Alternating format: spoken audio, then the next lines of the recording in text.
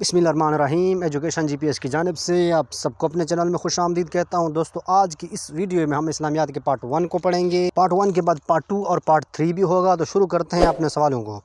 تو چلتے ہیں اپنے سوال نمبر 1 کی طرف۔ سب سے پہلے سورۃ اعلیٰ کی کتنی آیات نازل ہوئیں؟ تو اس کا درست جواب ہے 5 آیاتیں۔ تو چلتے ہیں اپنے سوال نمبر 2 کی طرف۔ ہجرت حبشہ اولیٰ کب ہوئی؟ تو اس کا درست جواب ہے 5 نبوی کو۔ تو چلتے اپنے سوال نمبر 3 کی طرف۔ ہجرت حبشہ ثانی کب ہوئی؟ تو اس کا درست جواب ہے 6 نبوی کو۔ تو چلتے اپنے سوال نمبر 4 کی طرف۔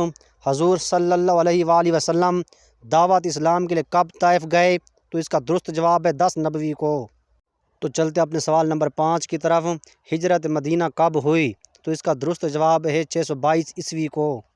تو چلتے اپنے سوال نمبر 6 کی طرف۔ غزوہ بدر کب ہوا؟ تو اس کا درست جواب ہے 2 ہجری 622 عیسوی کو۔ تو چلتے ہیں اپنے سوال نمبر 7 کی طرف۔ غزوہ احد کب ہوا؟ تو اس کا درست جواب ہے 3 ہجری 625 عیسوی کو۔ تو چلتے اپنے سوال نمبر 8 کی طرف۔ غزوہ خندق کب ہوا؟ تو اس کا درست جواب ہے 5 ہجری 625 عیسوی کو۔ تو چلتے اپنے سوال نمبر 9 کی طرف۔ صلح حدیبیہ کب ہوئی؟ تو اس کا درست جواب ہے 8 ہجری کو۔ تو چلتے اپنے سوال نمبر 10 کی طرف۔ غزوہ خیبر کب ہوئی؟ تو اس کا درست جواب ہے 7 ہجری 629 عیسوی کو۔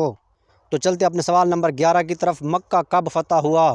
تو اس کا درست جواب ہے 8 ہجری 630 عیسوی کو۔ تو چلتے اپنے سوال نمبر 12 کی طرف۔ غزوہ حنین کب ہوئی؟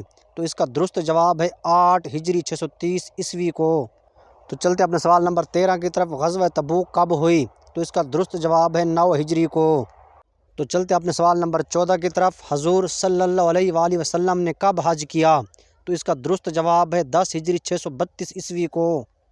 تو چلتے اپنے سوال نمبر 15 کی طرف۔ غزوہ بدر میں مسلمانوں کی تعداد کتنی تھی؟ تو اس کا درست جواب ہے 313۔